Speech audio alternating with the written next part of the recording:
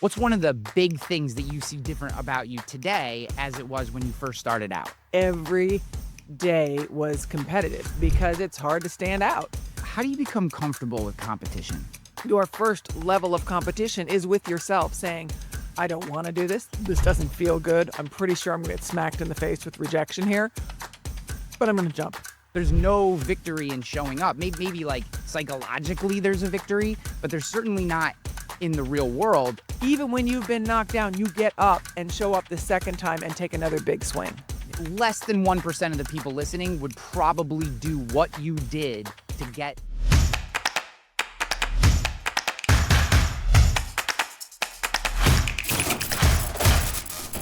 Hello, everyone, and welcome back to the show. We have a tremendous conversation for you today with Anne-Marie Anderson, 35-year veteran of ESPN, on-air personality, now has a best-selling book, Cultivating Audacity. And what I love about Anne-Marie is her approach to breaking through the barriers that keep us from getting to where we want to go. So many people talk about the glass ceiling or, kind of outsourcing the reasons that we are not able to get where we want to go. Anne-Marie repositions it as the sticky floor, allowing ourselves to remain attached to the base nature of what we do. This is an incredible conversation. She has amazing stories, sports personality, just dynamic, been all over the world. You are going to love this conversation. And I promise you, if you are struggling to break through to the success that you have on your brain, that you dream about, this is going to be a conversation that will give you the tools that you need to get there. Before we talk to Anne-Marie, I just want to say, as always, thank you for being here, guys. It means so much to me that you spend your time. I know there's so many shows out there, so many things that could take your attention. And the fact that you choose to be part of this community, listen to this show, means the world to me. And I hope that you feel the energy, passion, commitment to give it back to you and to continue to bring on amazing guests, as well as doing the individual solo shows that I drop once a week that dive into specific topics related to business, personal development that help you grow and make all your wildest dreams come true. Because if we're not going after all our wildest dreams, then what the hell are we doing, right? If you do enjoy this show, I would love for you to subscribe wherever you listen or watch. If you're on YouTube, like the show, tell a friend. And if you have thoughts, comments, if you just want to give a fist pound to Anne-Marie for being on here and appreciate her time, YouTube is ultimately the place that I collect all your feedback. I reply to all the comments, and I use it as an indication of what topics we should be addressing and what future guests we should bring onto the show to put in front of you. I love you for being here. I know you're going to enjoy this conversation. Let's get on to Anne-Marie Anderson. Anne-Marie, it's great to have you on the show. Thanks so much thank you for taking the time to come on today. Yeah, I've been looking forward to this, Ryan. Yeah. I love shows where I completely fumble the ball and we start as a complete mess, because I feel like it adds a whole dynamic and energy to getting into it. But it's just, I'm reading the book, Cultivating Audacity, and I look at the way that you approach topics and the way that you look through, the filter that you're putting your thoughts through. And I'm very interested how did coming into an organization like ESPN, being on camera and starting that career at such a young age, how much have you changed, or your mental change, or your mindset matured from, say, those early days when you first get in the door and it's probably bright lights and everything's so exciting. I mean, ESPN's a very exciting organization. And then having a 35-year career that's continuing the ESPN and coming through all that, what has that evolution been for you? And when you look back, maybe what's one of the big things that you see different about you today as it was when you first started out?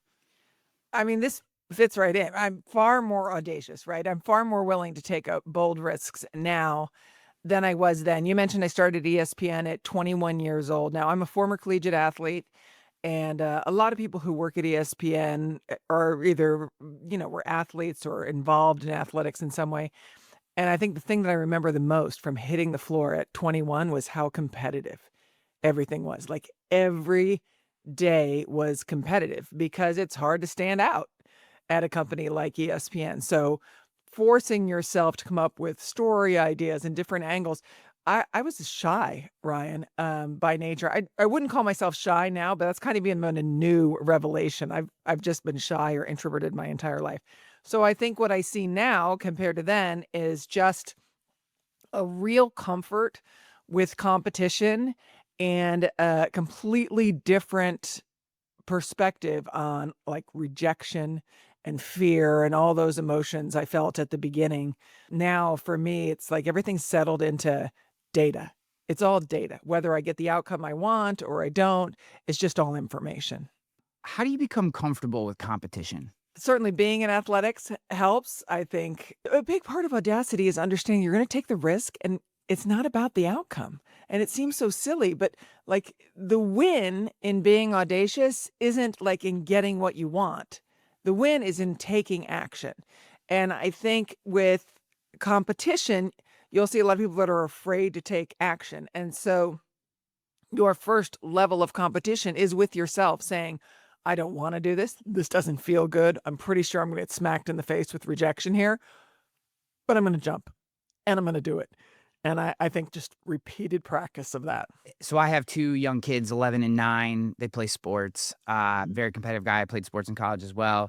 And I look at, I pass everything through, and it's probably, I don't know, maybe it's boring to some people, but I think through my coaching experience, 'cause I coach them both now, and I think through those coaching experiences and apply that to a lot of what I see in the business environment and what's going on.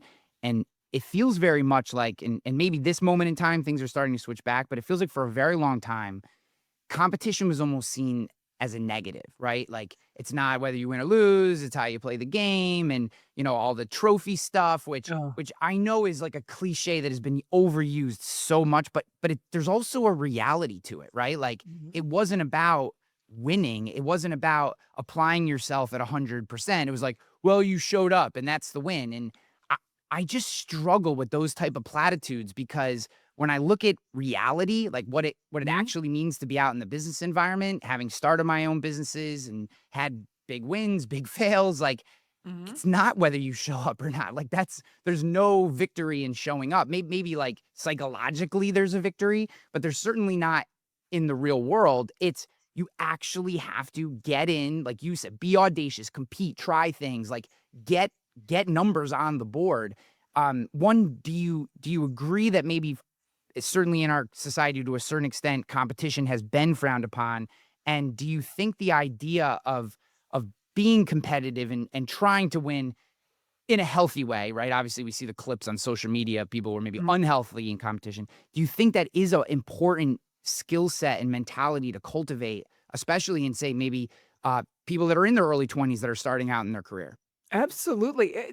Look, competition is throughout your life. And I think one of the things I've observed, I also have a 12-year-old who I coach, is getting people comfortable with the idea of like battle, really, and competition. But I do think it starts with yourself.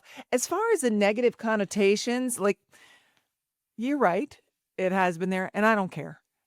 I don't care because, like, the word audacity had negative connotations, and I've, made an attempt here to change that because, who's braver than somebody who, like, will take bold risks not knowing what's gonna happen?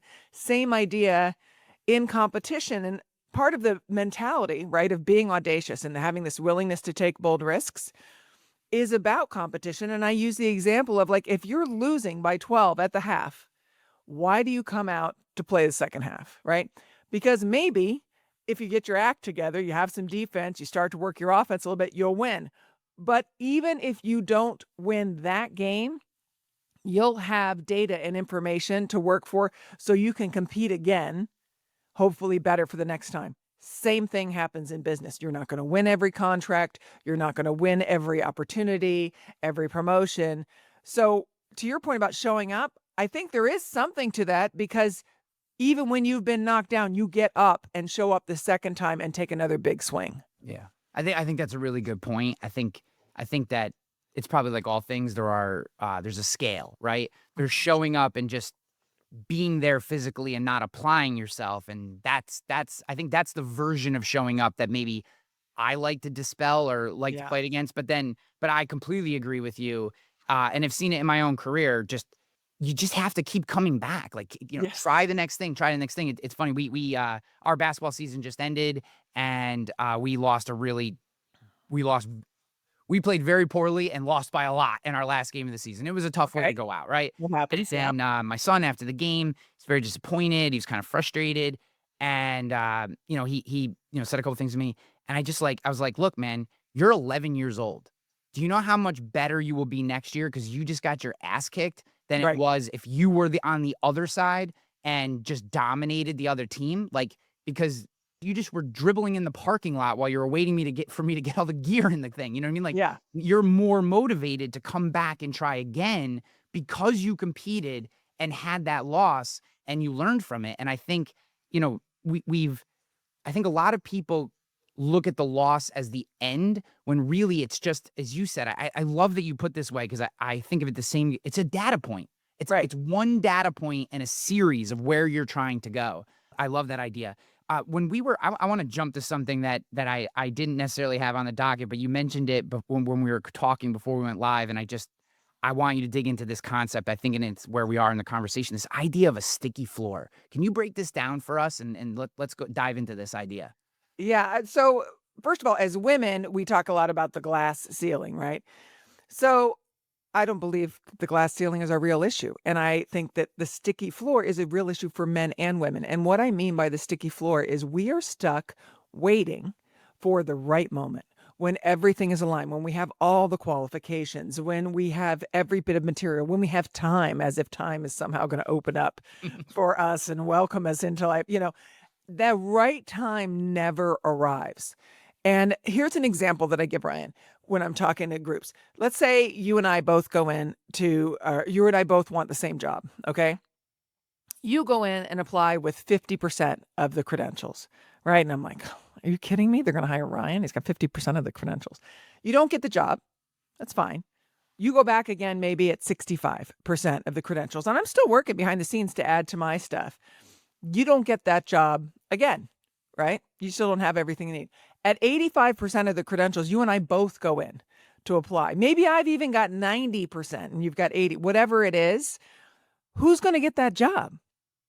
You are, because you have now gone 3 times. You know the decision makers, you know what they're looking for. And most importantly, they have watched you add skills. They have said, yeah, Ryan didn't have that much, but look what he's added. Look what he's added. So by me waiting until I felt like I was ready, I lost. I mean, you want to talk about competition, getting stuck there waiting? It doesn't make me any better to go in and be like, voila, I have everything you need, right? It's about the grit of coming back, getting the information and the data. The sticky floor is a killer because then there's this resentment that happens sometimes. I can't believe they hired Ryan. Like, I have more credentials than him. But no, sis, you lost because you weren't brave enough to take the swings early. Yeah, it's funny you throw out these concepts and then you start thinking about your own career, and I think about my own hiring process, right? And what I look for when I'm hiring people for my companies, and I think I look for the person. Like, I used to say this, I want to work with people with a limp.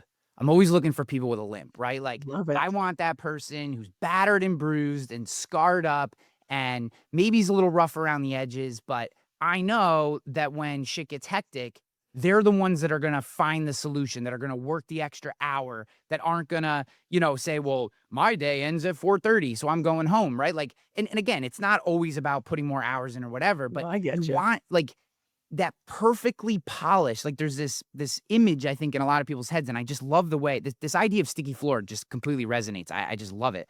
It's like there's so many people that wait until they're this perfectly polished version of themselves, and I think any company that you actually wanna work for, that leader is looking at you going, "I know that's not who you really are because that's who no one is," right? Like, Right. I wanna see the dirty, grimy version of you that's gonna come in on a Tuesday after you just, you went home and you had 15 things going on at home and you didn't get any sleep because you got a baby and, and you show up on what's that version of you gonna give me? And if I believe that that version's gonna push through and be good for us even despite you're not at 100%, I want you.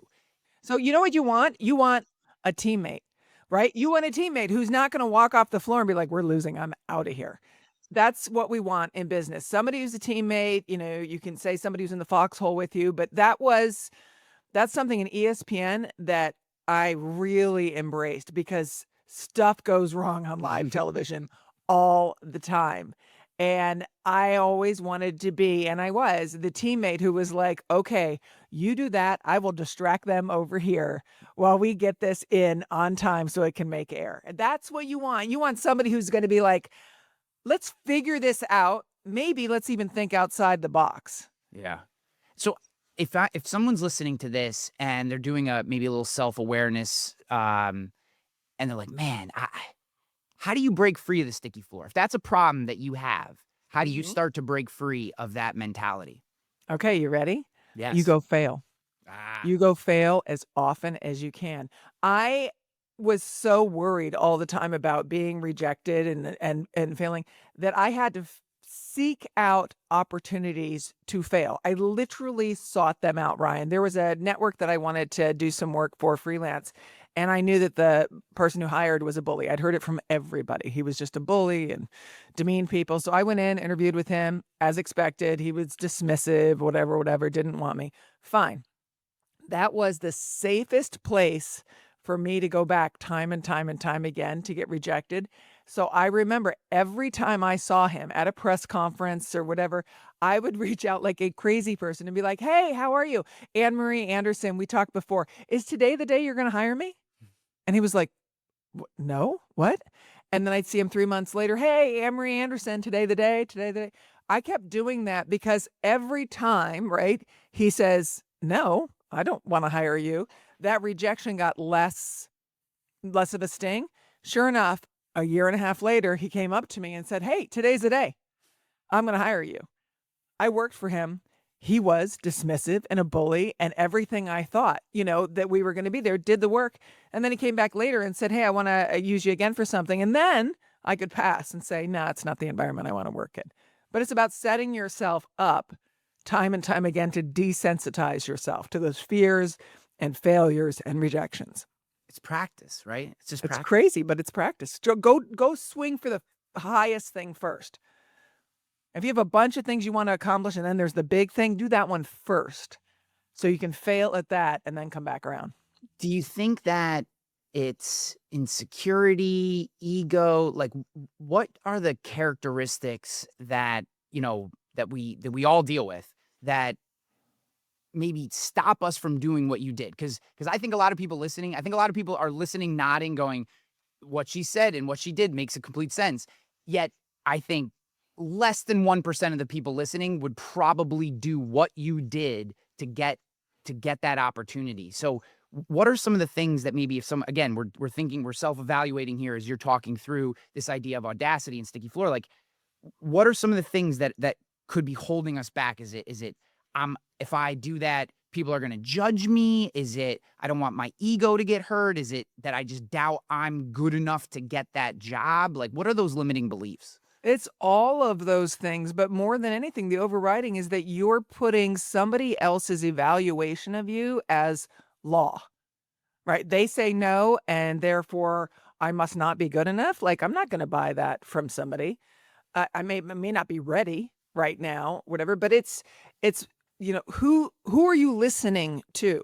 Is it your inner critic who says, now that's the third time you got rejected, so I'd give this up if I were you. Just go in the closet, sit down, and it's just, you have to think about whose evaluation. Yes, you're afraid, right? You're afraid of being exposed, of being judged, of being embarrassed, whatever it is. So go be exposed, judged, and embarrassed.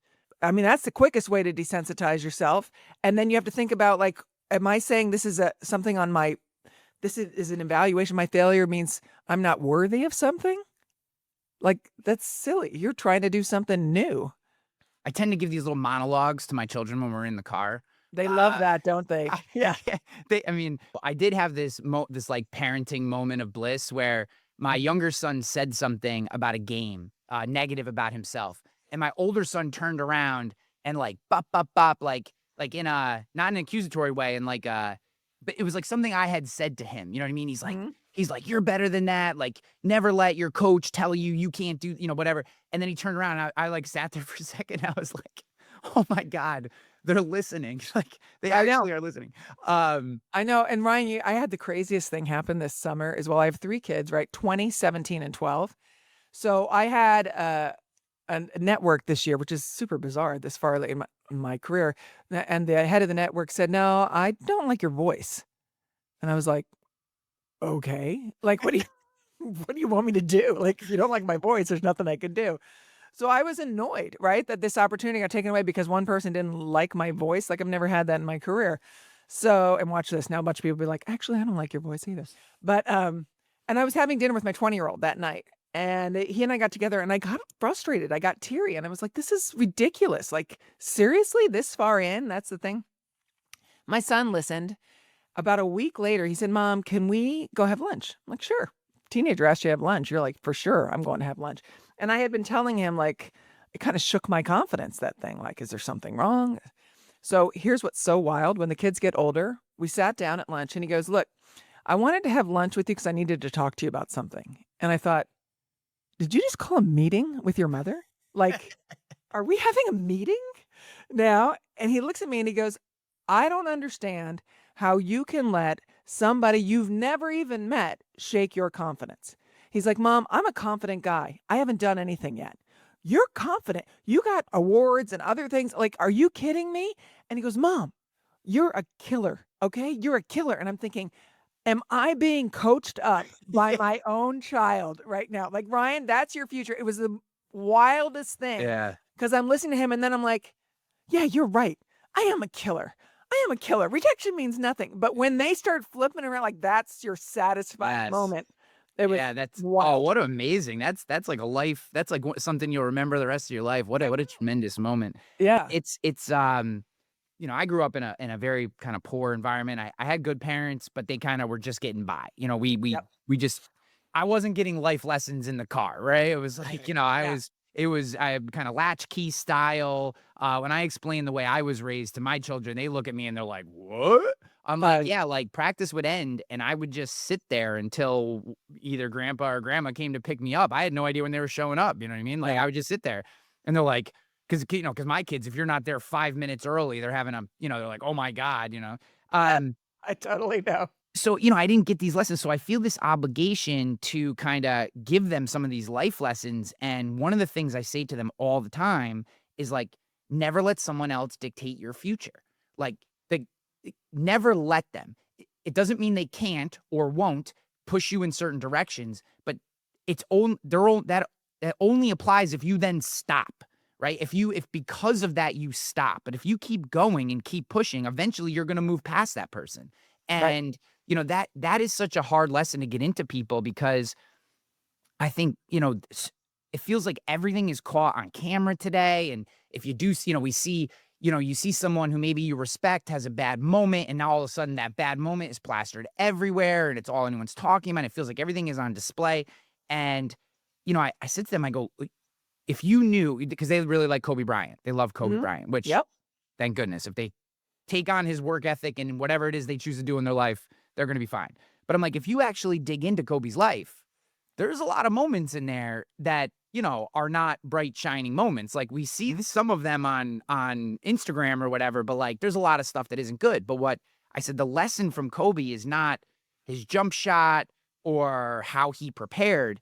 It was that the guy literally never stopped. Like he Mhm. just didn't stop. Like there was no one until his body physically wouldn't allow him to play the game anymore. He did not stop moving forward, which is what made him so great, maybe in addition to a couple other things. And, in this idea of audacity and kind of removing ourselves from the sticky floor, if you're in front of a group or you're doing one of your workshops, how do you coach people to keep going through these moments and see past these no's so that they do try again? They do try again. Like, are there any like mantras or mindsets or advice that you have for them so that that next no they get doesn't stop them from continuing to pursue that thing?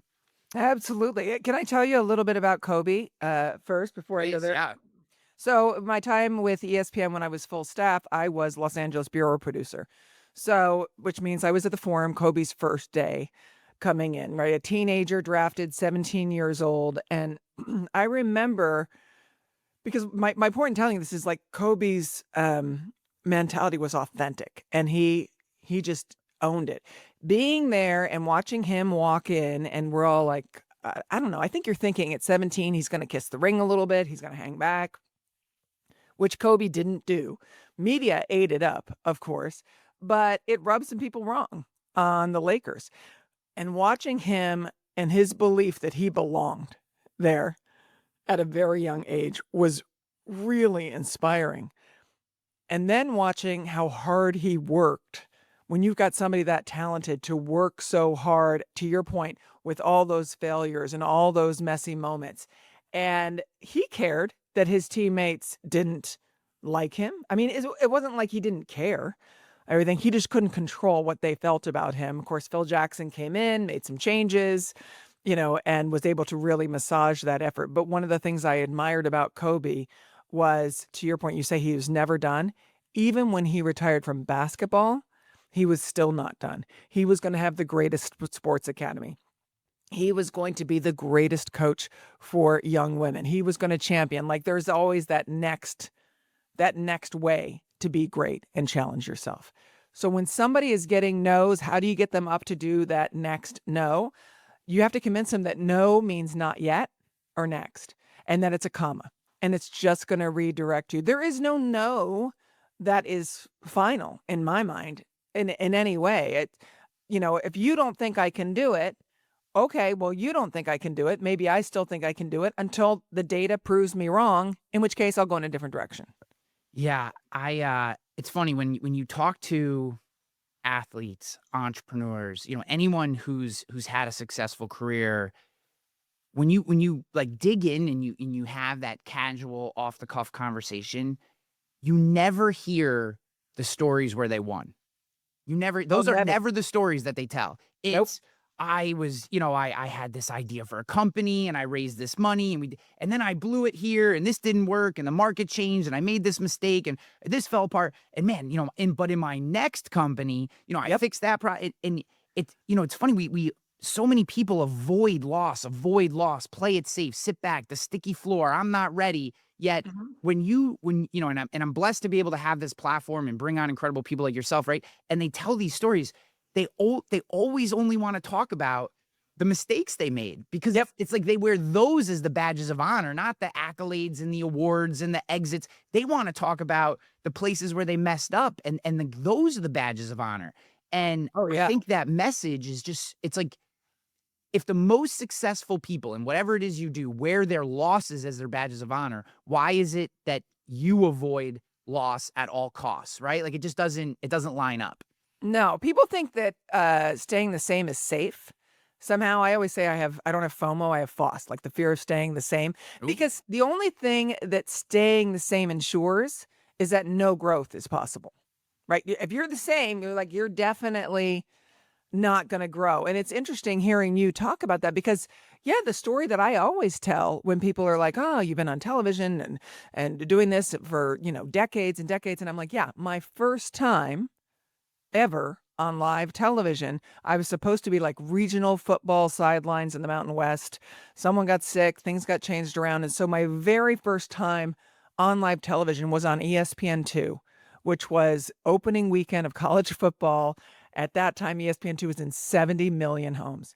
I was losing my mind outside the stadium, crying to my husband at the time, like just what you want in your reporter, like tears coming down, and it was like, he's like, Emery, what's the worst that could happen? And I was like, oh my God, you want to know the worst? I could be so bad that not only will I never be allowed on air again, but I will lose my producing job and I could lose my entire, career in television over this. And if I lose my career, I'm going to be a miserable person. And if I'm a miserable person, you'll have to leave me because I won't be able to be a good mother to our children who aren't even born yet. And I could die destitute and alone, Matt. That's what could happen. And he was like, come on, like, really? But when you catastrophize the whole thing, sometimes that will be enough to snap you out of like, okay, I'm probably not going to die. I'm just afraid that I'm going to be bad, exposed, judged, and embarrassed. And then I went on and I was bad, exposed, judged, and embarrassed, and I survived. And I got up the next week and did it again. And yeah, I had friends who were like, "Oh, that's not good. Are you sure you want to do this?" And I was like, "Yeah, I do." So I just did a TEDx talk 2 weeks ago. Congratulations. Thank you. It was a really cool experience. But I've probably done north of 350 keynotes in my life. I've been doing it for 15 years. Uh, Rarely do I get that energy that you get when you're going to be in front of an audience, but I don't get the anxiety anymore. Right. But for this talk, all of a sudden, it was like the first time all over again where my like muscles are tense. I can't remember sections. I just was all of a sudden reverted all the way back to like that first time. And I'm pacing in the lobby outside. I'm reading my notes as if reading them again for the 1,000th time is going to get them into my brain. And I'm doing exactly what you just said, right? I mean, here I am this deep into my career and I'm all the way back to like, I'm going to skip this section and then I'm not going to hit this point and then I'm going to mess up this experience that I've been working on for a year that I've been, blah, blah, blah, blah, blah, blah, blah, blah, and I'm like going through this whole thing. And finally I like sat down and thank God I had a very good friend who came to the event and was just sitting in the audience. And he looked at me and he's like, dude, you're going to do great. And like, I had this moment of like, the only reason I feel this way is because, just like you said, I have catastrophized this experience and created this entire scenario that has not happened in the future of all these things. And as soon as I like chopped that and thank God that he was there and he said what he said, because it was just like this awakening. And all of a sudden I just go, well, whatever's going to happen is going to happen. Here we go. And, then went out and actually there was a slide snafu, 2 slides in, whoever was running because like TEDx events are very produced. So like someone's running the slides and after my second slide, someone back on the panel must have hit a button and it went to like the main, like went off of my slides to like the backdrop that sits in between speakers. Right. Oh, so now I'm in the little red dot and my confidence monitor is now showing something that's not supposed to be there. And I just, I kind of took a pause as if I meant to, right? And it was probably 5 seconds at most, maybe 3 seconds. It felt like a lifetime. And then it went back to my slide. And then I came back in and finished. And it ended up being, I was very happy with what I did. But like, it's so like literally the catastrophe happened. But if I was still in that, I love this term that you use, catastrophizing. You should trademark that. If that's not already trademarked, you should. This catastrophizing mindset, then I completely fall apart in that moment. Right. Because I'm this, this is what I expected to happen and it happened and blah, blah, blah. And instead I just like took a long pause like I would if I were doing a normal keynote for a second, as if I was gathering myself or going to deliver some powerful line. The big moment. Yeah. Right back to it. And so it literally was the difference between what you said. Like instead of projecting out all these terrible things, which I think comes back to when we're talking about the reason why people are so afraid of no is because they take that one no and then they create this entire timeline of horrible things that are going to happen from it. And if it's just like, what if you did the same exercise, except everything that happens after that no is amazing? Yeah. How much less do you care, right? Yeah. It's such a wonderful thought. It's hard though. I will say for people listening, they're like, yeah, this all sounds really easy. It's hard to get that momentum, but there is a certain pride that you feel in yourself once you have put yourself out there that really isn't attached to the outcome. You're like, God, I did it. Whatever. I bungee jumped off that bridge. I stood in front of a crowd and delivered a speech. Like there's this pride of like, yeah, I did that. Yeah. And oftentimes those around us, they respect the effort as much as they respect the win, right? The win comes with more accolades. But from a respect of peers and people around you, they may say like, ooh, I wouldn't want to fail like that on TV or whatever. Yeah. But at the same time, in the back of their head, they're like, but shit, she did it. Right. Like, she put herself out there. Like, I wouldn't have done that. Like, that's pretty impressive. So it's almost like there's going to be positives that come out of it, even if you can't imagine them.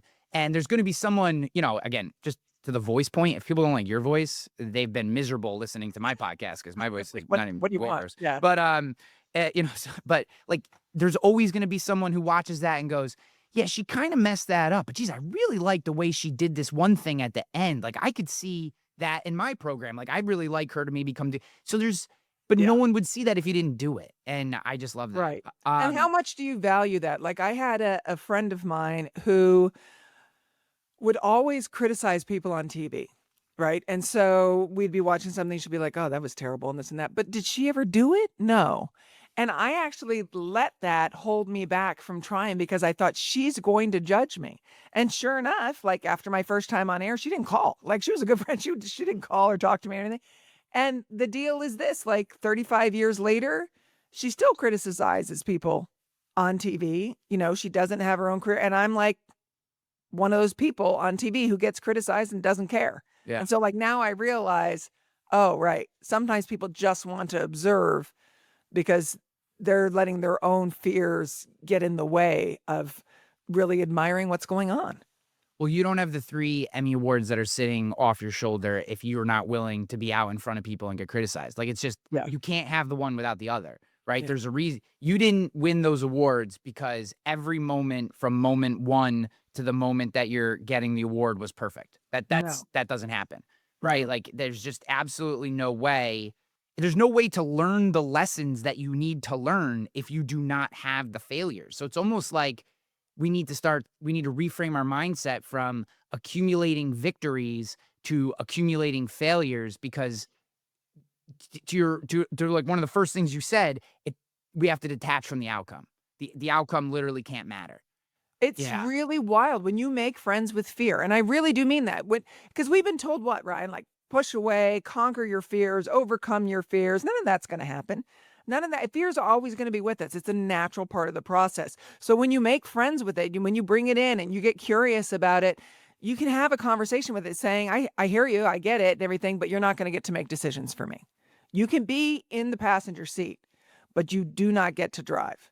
And it changes everything when you acknowledge the fear instead of like trying to shove it down. No, I'll be great. I'll be great.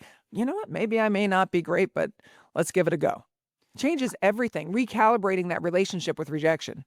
I had John Azaroff on the podcast a few weeks ago. Brilliant neuroscience guy. And he was talking about a slightly different topic, but he brought up this idea that fear and excitement light up the same neural pathways in our brain. So he's like, if that's the case, then literally all you have to tell your brain is it's excitement, not fear. Now, again, easier said than done, but he's like, your brain is acting the exact same way as if you were completely excited and energized with zero fear as if you have the fear. Like the same pathways are lighting up. So just reframe that fear as excitement, and it will help take down your anxiety and your stress, because now you're energized to do the thing, not feeling anxious to do the thing. And I sometimes I think these little mind hacks are, stack enough of them on top of each other, and eventually you find one that works, right? Yeah, I like that. Again, it's about like when I feel that now, that nervousness or anxiety, I do get fired up. And that sounds crazy, just knowing how shy I was and everything. But I'm like, oh boy, here it comes. Do you feel that? Like I literally would talk to myself, do you feel that? Okay, here we go. Like fear is an invitation to grow. And that is, it took a lot of convincing of myself. And that's something I try to go through in the book and explain to people. Here's your 4 barriers that stand between you and the thing you want to do. It's usually fear, time, money, or your inner critic. So dig into each one. And I don't just tell people you should dig in. I show you how to dig in step by step through, and then how to reevaluate going forward so that you keep yourself with that right on that level of like anxiety, energy, excitement, fear. Yeah. And I think a little bit of fear is a good thing, right? yeah. Like it keeps you leveled. Like if you were taking on a big task, like if I had approached that TEDx talk, or you had approached your first time on live TV with zero fear, well, now you might approach it cavalier, you might miss something. Like there's a reason fear is in our body, and it's not always a negative, right? It heightens our senses, it makes us more aware, it dials us in and focuses us. I mean, when you're truly scared, you're as focused as focus gets. So these are all really positive things, especially when you're engaging in a really strong moment. Like, to believe that to believe that you should be void of fear, I think is completely misunderstanding the way your body works and the way your brain works. Absolutely. And I think too, like, people get so worried, right, about what others will think. And what I tell people when they're trying to figure it out is to swing for the fences, sell things. And I say, look, we all remember the guy at the bar. The guy at the bar who would ask one woman after another woman out until somebody said yes. Like, he didn't dwell on any of those rejections. He just went on to the next and on to the next until somebody said yes. I'm like, sorry, you got to be the guy at the bar sometimes and be like, this is a no. I think I sent out, I always show my oldest son because he only sees the victories. Mom, you're killing it. You got that, and you got this, and you got a number one new release. And so I'll show him. I'll send him the rejections, and I will also send him, hey, it's Monday morning, and I got 50 emails I composed that are going out to various conferences and this and that. I might get 3 responses and 1 booking out of it. You Yeah. know, It definitely is. The people who achieve things, this mindset that you have addressed in your book and this idea of audacity, like there are so many stories of some of the most widely read, most award-winning books, and they'll be like 17 rejections, 59 rejections, 37 rejections, right? And it's like, and people don't ever, they just think, well, the first, he must have had publishers banging down his door, or she oh yeah, must have had, the first publisher she sent it to picked it up. And it's like, one, that's almost never the case. And no, two, it's just this, there's also something to it, and tell me how you feel about this. Like, sometimes that gatekeeper to the thing that you want to do, part of their process is to see if you'll come back. Like, they may even think you're a good fit, but tell you no to see if you'll try again, because it's that resilience and commitment that goes, okay, she's a primetime player. Like, I yeah, told her no, even though she knows she probably was qualified for this. She came back again despite the no. I got a winner. Like, yeah. it's a gatekeeping tactic for some people to see if you're willing to do it. And if you give in, well, now you've just played right into what they were trying to filter out. Yeah. Even if you were the perfect fit for that job. Yep. I mean, when I applied to ESPN when I was 21, I was rejected. I went in, had the interview with them. They asked me to, analyze the Mariners bullpen. This is before Randy Johnson was in the bullpen. And I froze. I didn't know how to do that, how to overcome it. 21, they were very polite. Sorry, you're not what we're looking for. And I was like, okay. And I drove back to New York and I was steaming mad at myself, not at them, because I choked. And I was like, how do you choke? And so I wrote a letter back to them. And it was a pretty audacious letter in hindsight, where I said, I don't think I did a very good job showing what I could add. You have a million guys who could do stats, spit out stats and numbers and this and that. Here's what I can add. And I had already worked in television. And they ended up hiring me for a 6-month temporary job, working 6 at night to 3 in the morning, 6 days a week, Mondays off, for $15,000 a year. And I thought, wait a second, what if I had never gone back? What if I had accepted that first no? I've got my entire life, my entire career has been in sports television, most of it with ESPN. So like, what if I had accepted that first no? Like, what would my life look like?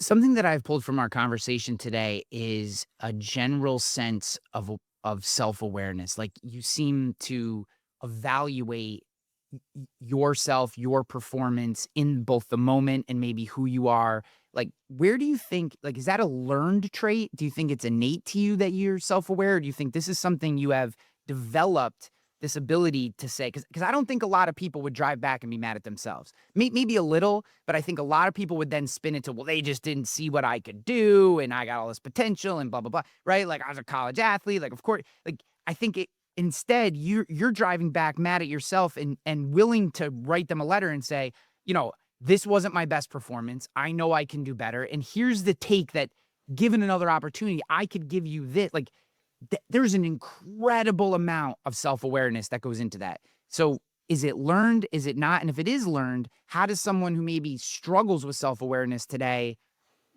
if they struggle with self-awareness, maybe they don't know that they struggle with self-awareness, Right. but if they did, let's say, how could someone maybe possibly work being more self-aware into their lives?